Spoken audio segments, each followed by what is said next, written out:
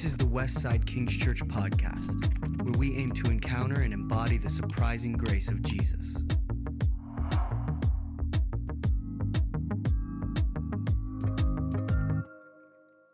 All right, so I am sitting here with Tyler, a friend of mine, and happens to be my tattoo artist. And I like to say mine, assuming you don't tattoo anyone else. You're just my personal artist.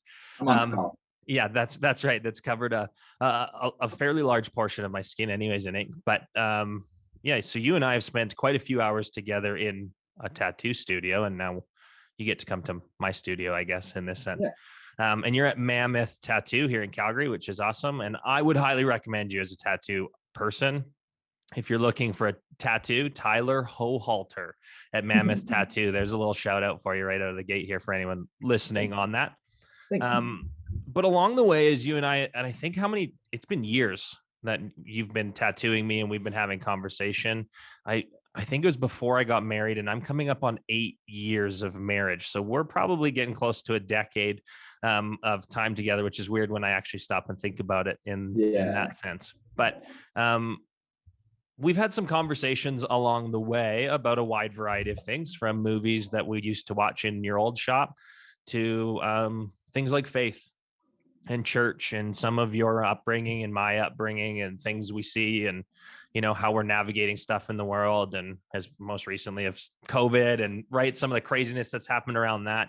And you've shared with me, and I appreciate you now doing some of this on camera with us, just about your own experience with church, within your own family too. You've got some connections to that pretty close, but also just your own personal experiences, I guess I would say, when it came to being within a faith community that I think is, in what you've shared, has been hurtful, I would say, in some senses. It has maybe caused you to even, and correct me if I'm putting words in your mouth, but distance yourself a bit from some church communities and faith communities, just because of some of your experiences. So why don't we start, maybe just a bit with your upbringing, a bit of who you are, how you were obviously connected to church early on, maybe some of those early experiences and memories that you have of being a part of church, and then we'll maybe we'll go from there into some of the stuff that's maybe caused you to maybe keep it at arm's distance. Yeah, sounds good. I grew up in a pastor's family. My dad's still a pastor. My mom's still very involved in the church they're in right now. We moved around a lot. Not a lot, I guess, but we ended up in Calgary when I was about 6 years old, and we started a church there. So that was like my first real memories of like being part of a church plant. We met in a movie theater in a mall. So every Sunday morning we were just feral kids wandering around the mall.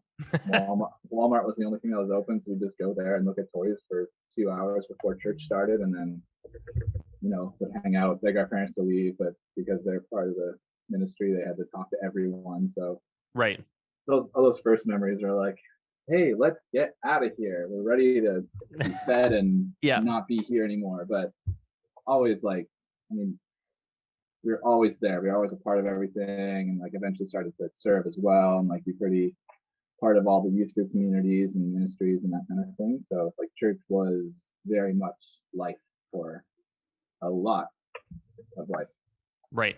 Really, really not impossible to escape from it. It was just who we were as a family. Right.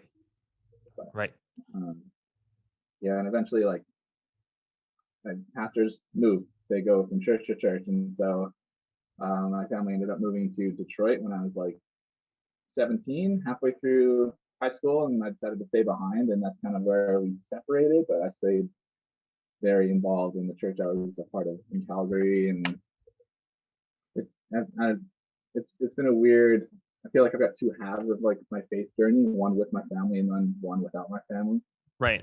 And that's been an interesting thing to unpack as time has gone on, because that turned out to be quite a harmful thing initially out the gate without knowing it, being separated from my family at such a young age, and then living with friends' families, and then eventually getting independence and that kind of thing. But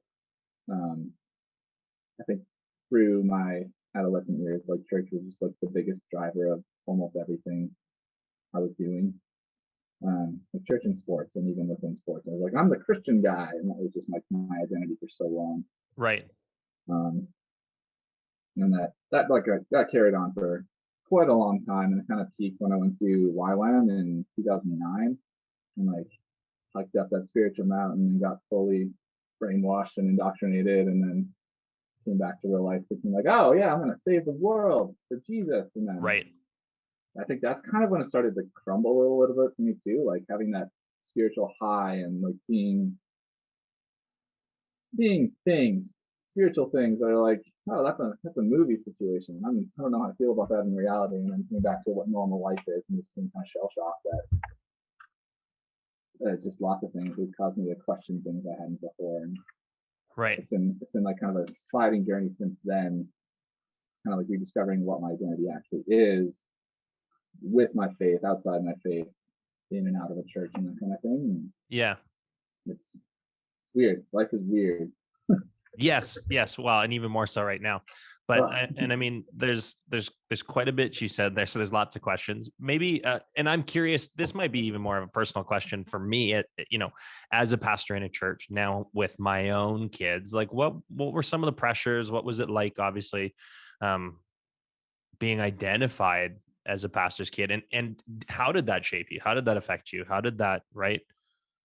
I think it didn't even feel like there was expectations laid on us. Like my parents they handled us really well and really normally, and they just wanted to love us and give us a real relationship with them. Yeah. And so that kind of buffered our relationship with the church. But I think as we kind of grew older and like we came into like teenage age, and like I don't know, teenagers, like if things start to shift and the world is different, and our parents kind of like let us get into that, but knowing like they could be a safety net for us at any time. So they've always had like a really open, clear line of communication with us, and no real expectations from them. Yeah. To like align with anything. They're just like, you want to drink, we'll drink with you. You want to smoke, we'll smoke with you. And like that caused us to be pretty good kids. And Right.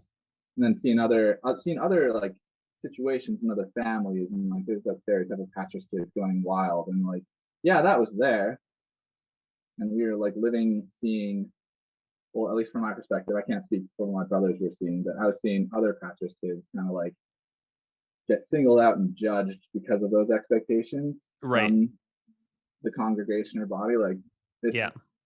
I don't want to like name names or people or places, but it's like they're not through my own actions. I started to feel the pressure of being a pastor's kid pretty young, Right. just based on what was happening around me. Yeah.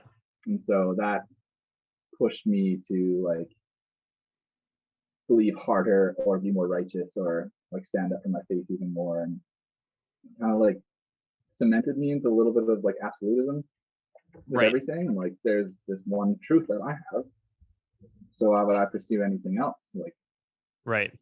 really, really, really, really rooted deeply at a young age, and like looking back on things now, it feels like that's a lot of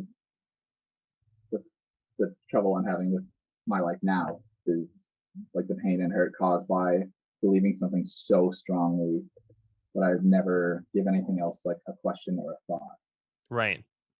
So expand that a bit for me, because what I'm hearing is it sounds like almost like a little bit of it was almost a bit of a defense mechanism in some senses, is to say like with some of these pressures that you're facing, to say if I'm strong enough, if I'm good enough, if I do all of this, then it doesn't really matter what people say, because I know I'm good. And Yeah. right, like, and you can shut down all the haters and all of that stuff.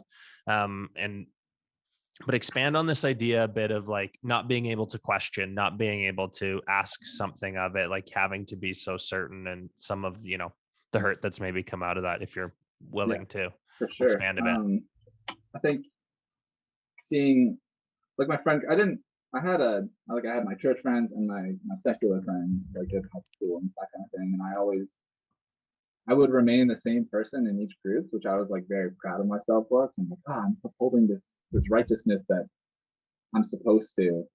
But because I was so resolute in what I believe, I never let myself question anything. And that caused me to like looking back on my adolescent years, it was just like, oh, I'm not going to drink, I'm not going to smoke, I'm not going to have sex, I'm not going to do anything. I'm not going to put myself into situations that are going to compromise my righteousness. Right. Because why would I look for anything else when I have this truth that is the only truth I need? And so that caused me to just not have any curiosity for the world.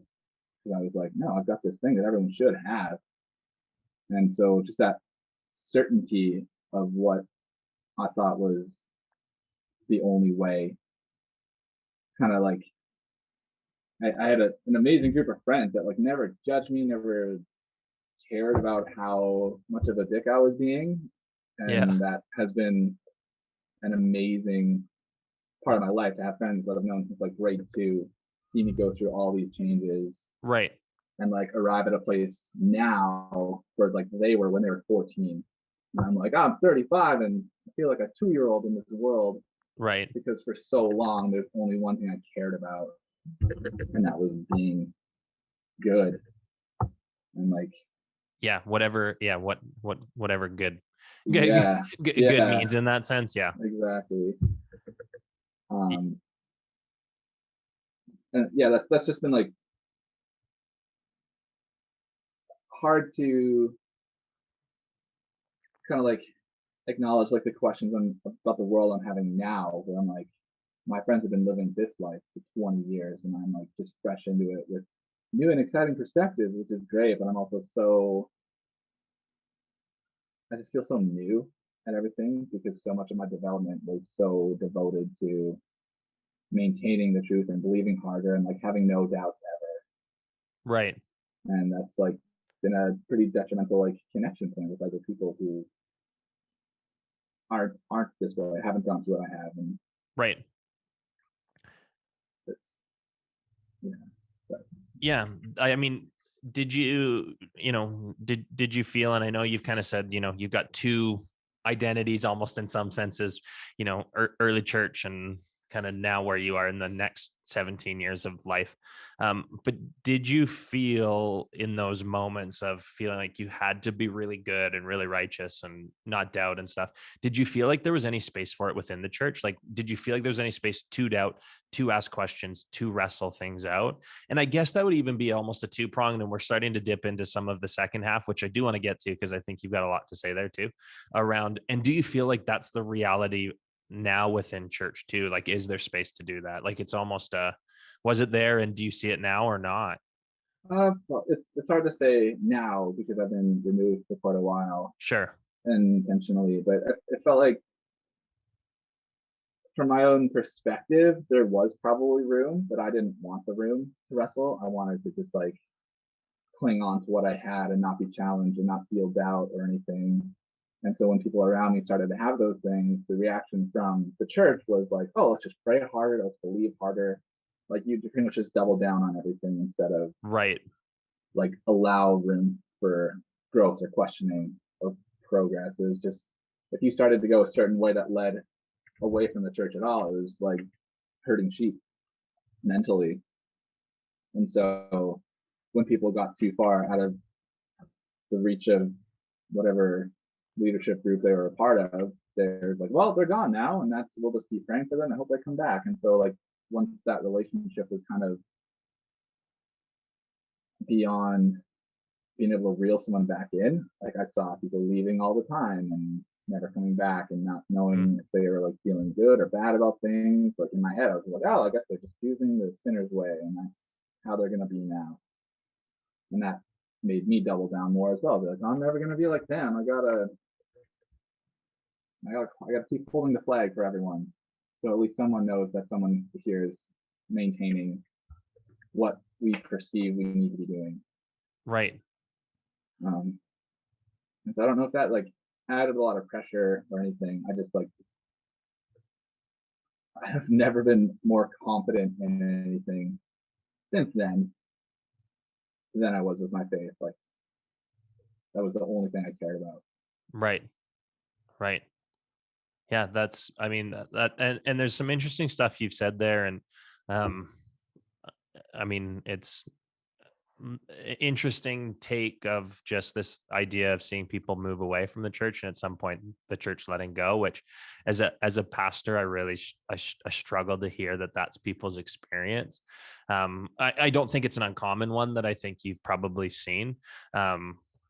But as someone who's hoping to desperately try to start changing some of that, I would want to say I'm sorry that you've seen probably friends in that situation, where it's kind of gotten to that point, and then the church has gone, well, looks like they're too far. I guess we stop, right? Yeah, yeah. Which I don't see in the life of Jesus, just as a comment. But anyways, yeah, that's tough. So let's start to move then into some of this, because we're getting close to it, really strong in your faith. This moment now of you graduating, I'm assuming it was kind of right after high school, close to going to YWAM. Mm. At the peak, almost is the wrong word, but at the peak of your faith in some senses, if you know what I mean. When it comes to, in the traditional, let me say that in the traditional sense of how you would understand some of that stuff, and maybe what was the reality in your upbringing, to say, I'm going to YWAM, I'm giving my life, it's going to be wild. And what did you learn on YWAM? What was the stuff that you used the word, indoctrinated, and brainwashed, I think even was a word that you used. What was some of the stuff that you said that felt like that anyways, as you were there and coming back into the real world? And where did some of that disconnect start to show up that made you start to ask questions you maybe weren't asking at 16, 17? Right. I think a lot of it was we had an expectation on us to take on the burden of Christ, and like, this is now a mission, like your life is a mission. Initially I felt the call to go travel, and I ended up being like to a Bible school in New Zealand, and there's a lot of really good things there, but a lot of really what has turned out to be like, it feels toxic now because I just viewed people as items to save. Like, I didn't care about where they were at. I only cared about saving their soul, because that was the only thing that mattered even more. And so coming home into a world where I, like, turns out I was pretty normal before, and then coming with this new renewed fire, it was just like, I can't even describe the feel, how like out of place I felt coming down from the spiritual mountaintop into like a normal secular world, where that fire quickly turned into, it wasn't, no, it was pretty like aggressive judgment on my part of the people around me. Be like, look at all these sinners, oh my god, there's no hope, like, Right. we're screwed. And then starting to look at myself, looking at people that way, being like, what is it about God or the church that makes me feel like I've got this heightened perspective on everything, and I'm just looking down on everyone and trying to like pull them up onto the pedestal with me, with like, oh, there's all like thousands of metaphors that we learned growing up. It was like, Sure. yeah, it's really easy to get pulled back down instead of pointed back up. I'm like, Yeah. why are we up there in the first place thinking we have the answer, and it's our job to tell people the answer and like shed the way they live their life now? And that kind of really clicked into like, it allowed me to open up my mind a little bit to question like, well, what if God doesn't exist? And the second I thought, what if God doesn't exist, like I let myself suppose the idea that he wasn't real. Like, oh, there's a lot of things here that make no sense at all that God would care about. Like, there's just like sex and relationships and connection, and like just the motive behind living kind of like rattled me. I just let myself have a logical thought, and how quickly it unraveled was shocking to me, coming from this super high spiritual place and thinking about things in a different way, which is like, oh, that veil of righteousness was so thin. It took like one little thought to just start pulling on it, and all these threads started coming undone. And at first, I was also then judging myself. So I was like, oh no, you just gotta triple down on your faith now and believe harder. And that was like just like ignoring the signs around me to start developing finally. And so that was personally just such a different way to go about things, because every time I had a doubt, I would just consult the Bible or pray harder. I talked to one of my spiritual mentors, and I gave myself no room to wiggle at all. I had all these safety nets in place, and then once I start to let those fail, the freedom I started to feel too started to show itself, and that's always been an emotional point for me, because I'm like, well, how long did I have myself in this prison? And freedoms in what way do you mean? Just allowing myself to look at people like they weren't a part of my little spiritual pyramid scheme. Right. I was looking at my friend Adam as my friend Adam, and not my friend Adam that needed to be saved. And just caring about what they were about without condition. Because everything I learned up at that point was yeah, the church loves everyone, but only if you do these things. And so that just kind of started showing up more and more and more. And I was still going to church, and I still I think I'd stopped serving more, just to give myself room to just be part of the body instead of part of a ministry team, because my whole life had been serving. Look at you still using all that Christianese. It won't go away. I can't. Be a part of the body, and it comes out so easily. As much as I suppress it, I'm like, I will. Let's go on high, everyone. It's still so ingrained in me, and I'm not trying to fight it anymore either. I'm if it pops out, it pops out, but I'm just trying to let myself feel the freedom without judging myself for saying or doing things. And it's I was my own worst enemy for so long. No one was judging me, no one cares. And that's how I kind of started to feel about God. I was well, why would he care about these things? If he made me, he just wants me to be happy. And this servitude that we're supposed to have in faith all the time. I feel like there's a better way to put that into actually helping humanity instead of trying to drag them into what we're doing, I guess. Is how I started to see it. And then the more I started to look at it that way, the more I saw churches not doing that. Every church I saw was this is a business. We need people in here to pay the rent, to turn the lights on, to make this concert happen every Sunday. And so all the little nuances of a Sunday morning became distractions from what the purpose actually was. And I just eventually couldn't handle it. I'd show up super late to church. I wouldn't have to sit through worship. I was only there for the sermon. And if it had any ounce of Christianese in it, or that pastors have a stage persona sometimes. And so I would just start to see what they're trying to do as sincere just turned into inauthentic. And I could only handle lectures and academic studies and very emotionless church situations, until eventually even that was just I can't, this is bad for me right now. I don't want to be here. And the second I let myself think I don't want to be here, it's oh, I don't have to be here. And that really freed me from my prison that I put myself in through having all these expectations of myself growing up, through trying to maintain a righteous faith and that kind of thing. And it's I still feeling happy or unhappy with how I was raised doesn't matter, because I'm figuring it out now as I go without the help of this crutch I had for so long. And as you just said, I spoke Christianese for a little bit. I find myself praying still so often, just because it's such a default security blanket for me to just talk to my own mind and perceive it as God, which is that's an outrageously arrogant thing to say. But that's I don't know, that's just how my methods for self-soothing are still there in that those Christian habits. Right. Without the faith behind it, I guess, or the Bible behind it, backing things.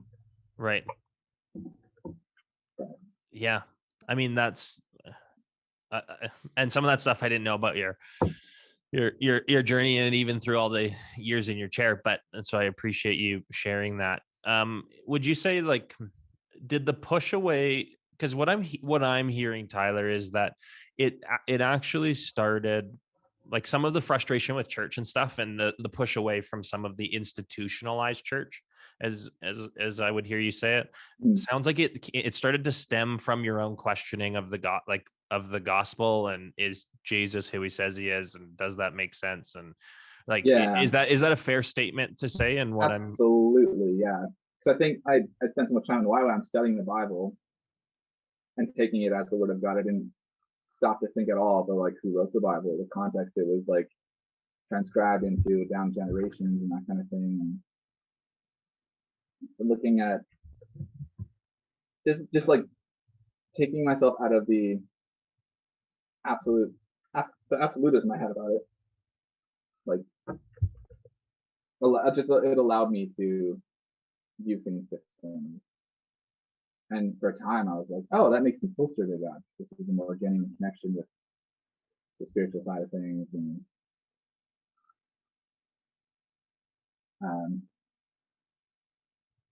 the more I explored, the more irrelevant it became. It was important, but the hurt started to show because I had ignored all these things the whole time previously. So I went on. I don't remember the question. No, you're good. I was talking about, it was more of just a reframing to make sure I'm understanding exactly what you're saying. Yeah. But you use the word irrelevant, which is, you're more welcome to use whatever word you want as we're talking about this. So, but saying is, some of were you talking about the hurt of the past, of your upbringing, that started to show in the midst of that? And as you're wrestling all of this out, there was a bunch of moving pieces, and you just kind of had to say, whoa. Yeah. I think I was viewing friends and seeing how much the church harmed them, like especially like gay friends and people involved in different lifestyles that the church said they loved and welcomed, but then showed no support for, started to become like really evident. And like that welcome that every church has, like it just felt like kind of a thin veneer of like, we want you to be with us, but we need you to be like us if you're going to be here. And that really started to wear on me, because I'm like, well, what kind of example is this for people who feel marginalized and oppressed? And like that pedestal that I felt I was on, it felt more like it was a status thing.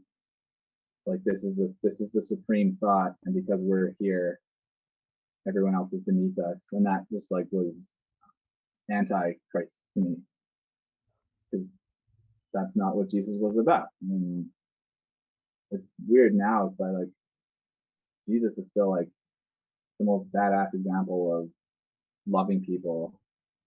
And like I don't want to put every church under the same blanket, but like it's so Sure. rare to find a congregation that actually like makes that the priority. Because it's more about sustaining what has been built by that church and that church's identity, and then bolstering it with numbers and money, and like it's a brand, it's a business, and that's never what Christ was about. And so seeing people try, and like when I was still part of it, trying in earnest, and then seeing it fail, like sucked. Like the failure of a ministry that's trying to actually do that was devastating. And that, I don't think that's something I've ever been able to like let go of or like forgive the church for. And it's like, oh, that was a huge failure and I'm over it. And I never want to go back. And I still went back, and then it happened again. And I was like, oh, okay. Right. I'm going to take a 30-year break, reevaluate, and then see what happens. I don't know. Right. So it sounds like, as you, to use some popular language around, culture right now, this idea of deconstructing right? Everyone wants to talk about deconstructing at this point in time, which I don't necessarily think is a bad word, but everyone kind of means slightly different things when they're using that term. So it's a bit ambiguous as far as its actual definition when someone's talking about it. But this idea of, as you're deconstructing your faith, coming out of YWAM, asking questions, you're then seeing a church that, as you're wrestling, because it sounds like you're having early on post YWAM, as you're asking all these questions, by the sounds of it, it's a genuine wrestle around scripture and Jesus and really the life that he set as an example, if we're going to say that that's the example we're to follow.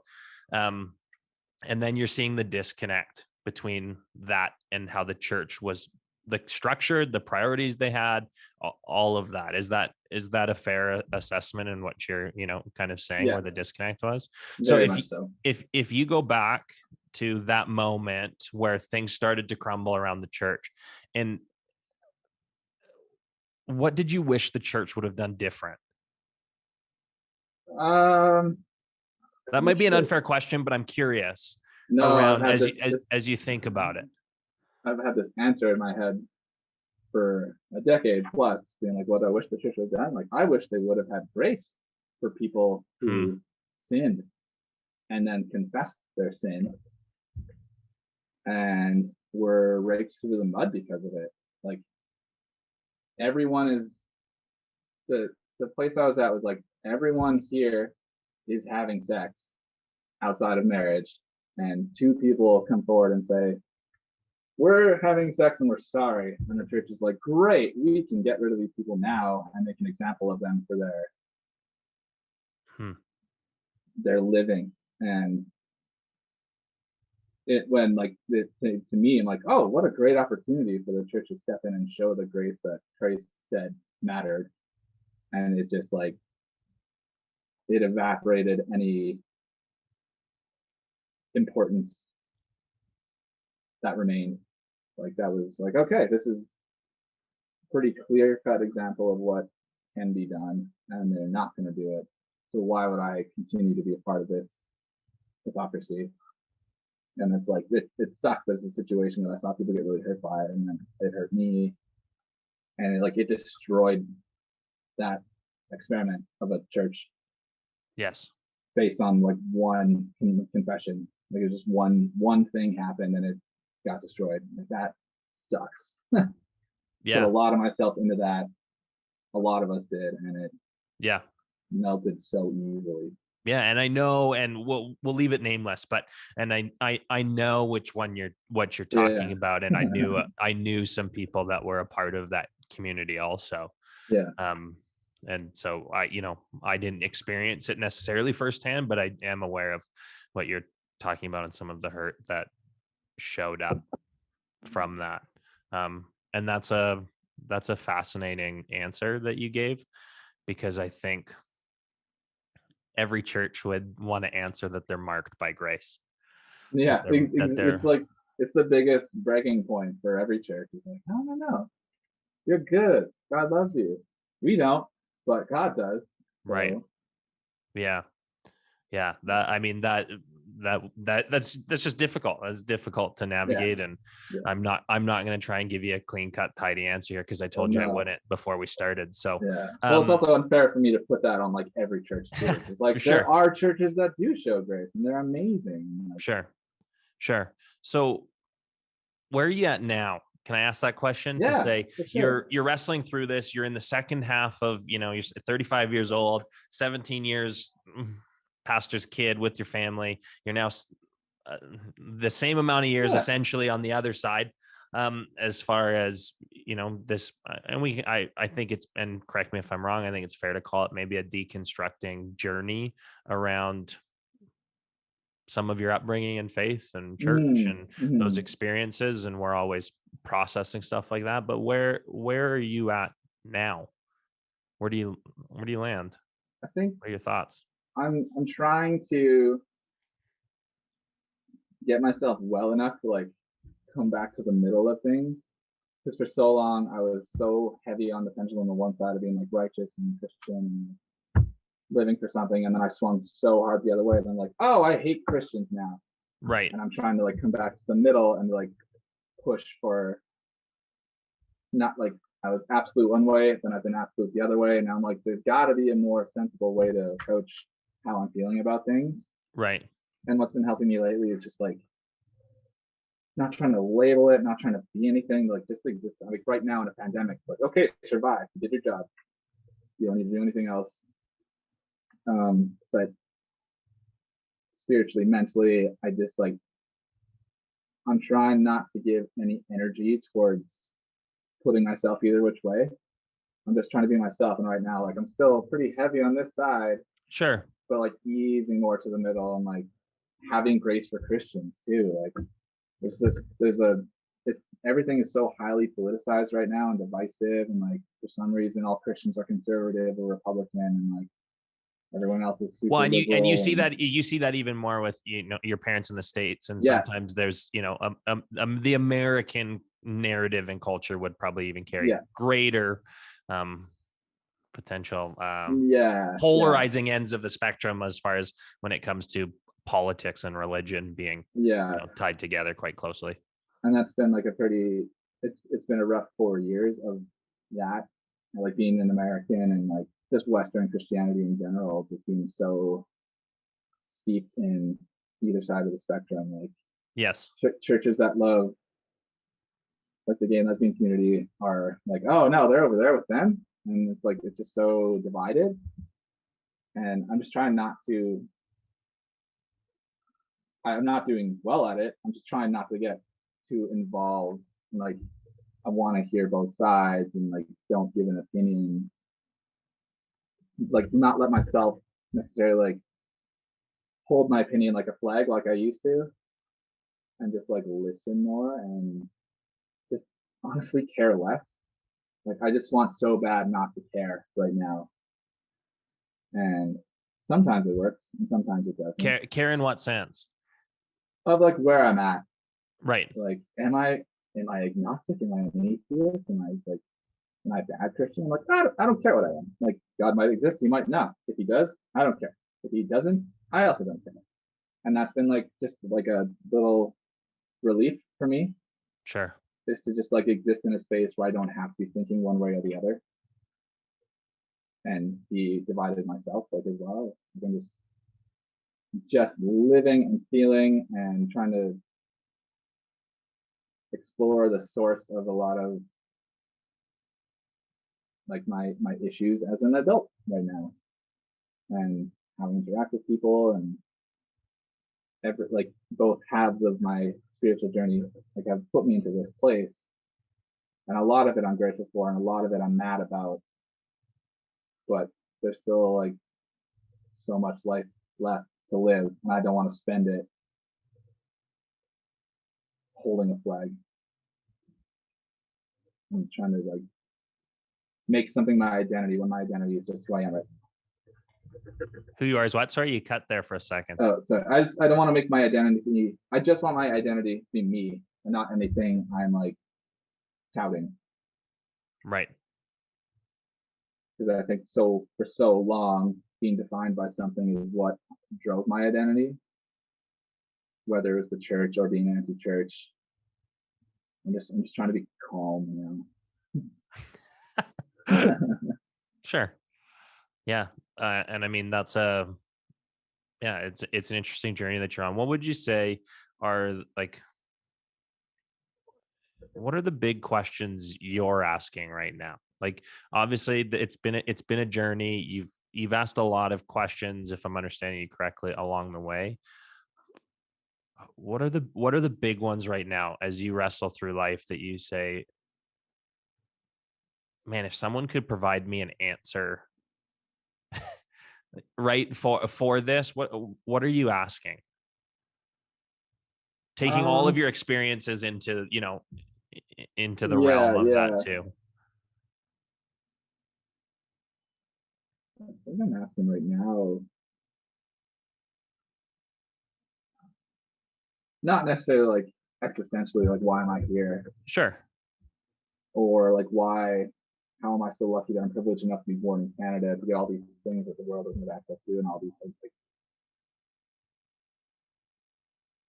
I think I'm more asking like, if God is real, what are you? Are you a robot that doesn't care? Then it's just a simulation. Are you an all-loving God that is judging our every move? Or are you actually an all-loving God that doesn't care what we do? Like,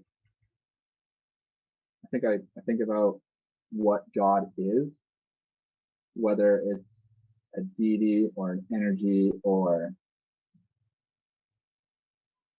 nothing. Like, I'm not trying to figure it out. I'm trying to, any question I ask is like, is this good for me? In any action or thought process or the things I'm doing. And good is pretty loose, but good and right is loose. I'm just trying to figure out like what direction works for me right now. Right. And like, am I going to be able, if I find a good direction, am I going to be able to be open for change? Or if I'm going to slip right back into like my absolutism and be like, okay, yeah, found the way, perfect. And then like immediately cement myself into a belief. Right. And so I don't even know if I'm asking questions necessarily. I'm keeping everything at an arm's distance because I don't want to interact with anything that will control my perception of what life is. Right. Right. I mean, a lot. Most questions I have are statements. They're like, why haven't I been doing this sooner? Like, oh man, the time I've been wasting pursuing something that doesn't seem relevant now, and like reconciling with like, what is wasted time, or like, it was that positive, and so I don't know. I think I'm trying to shut down and just exist, but I'm a human. It's really hard. Sure. I care about everything. Sure. Yeah. And some of that's just our natural wiring. We care about stuff. We have questions. We wonder about things. Our brain wanders. That's normal.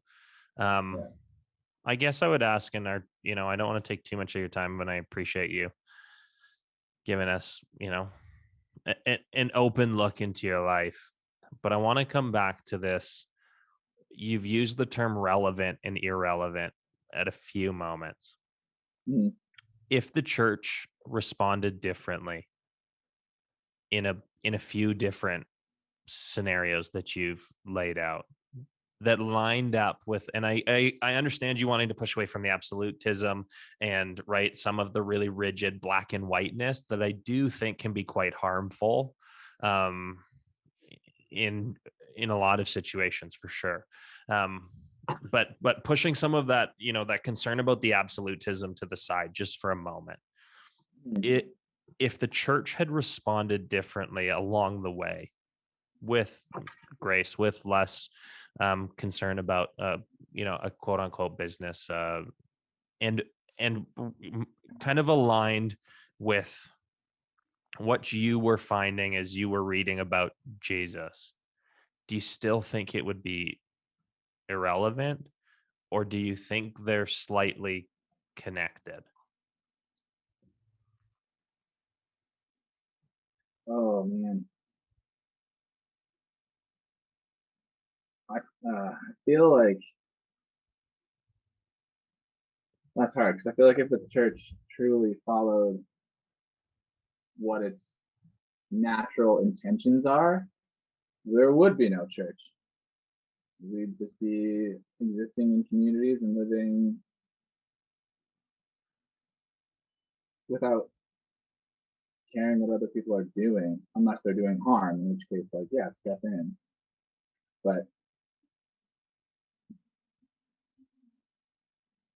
it's hard to answer because I just see the church right now doing most of the harm, which is such a bummer. Because like, I think the idea and the potential behind what the church could be is strong and important. Because I think the community is the heart of everything. And so when you've created all this community with your intentions, but then try to like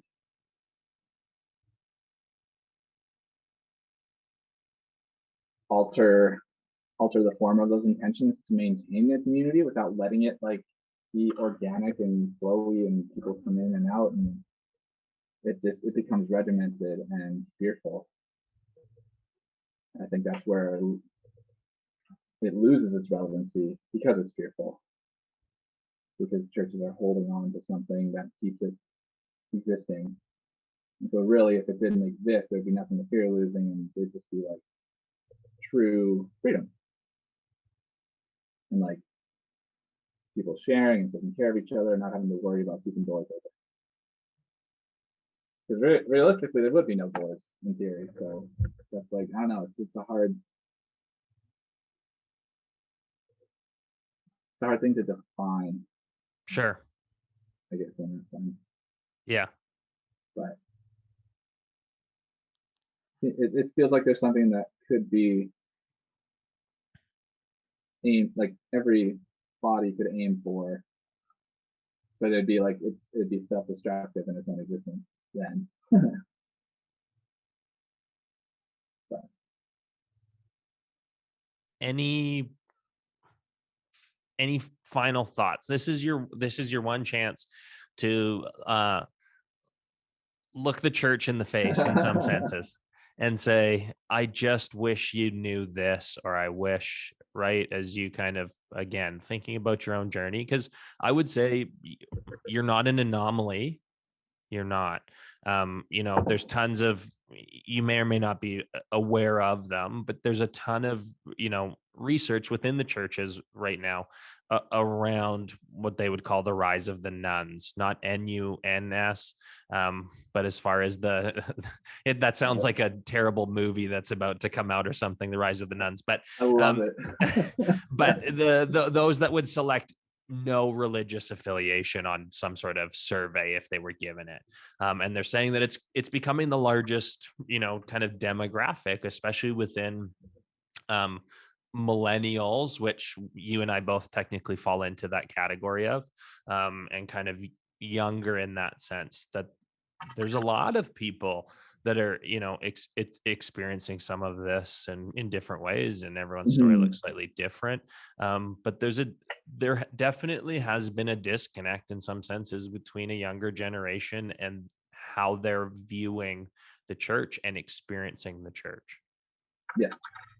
Tyler Hochalter gets to say, I wish the church knew this, or I wish, something along those lines of, I just wanted to say this to the church. This is your opportunity. I mean, you're saying it to me in a camera more than maybe the entire church community worldwide, unless something viral happens out of, our conversation, and then great. But at this point in time, like if you're just to say, I just want you to know, or I just wish this was different, or I just don't understand. I mean, I understand I give you a pretty broad question in that sense, but what comes to mind? I think I would, not even a statement, but like a question for everyone. It's just like, suppose God doesn't exist. What would you do? And how would you treat people?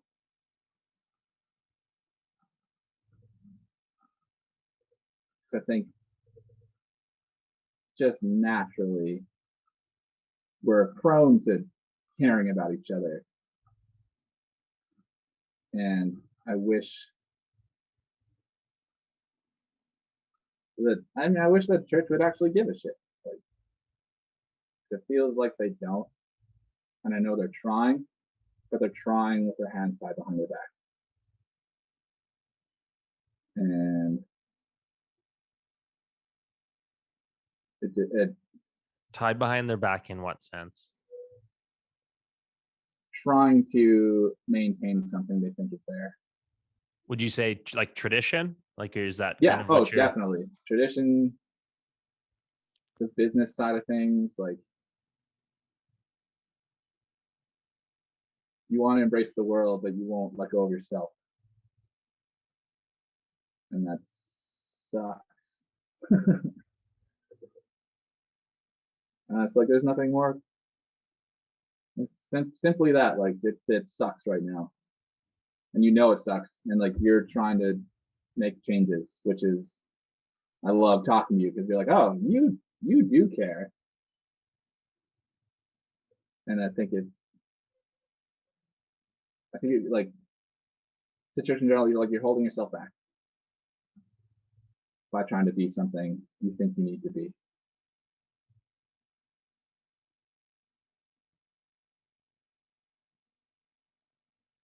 For me, at least. No, that's an incredibly profound statement, I think. Yeah, and I think it's a valid statement. I think it's one that's churches should consider and listen to and reflect on.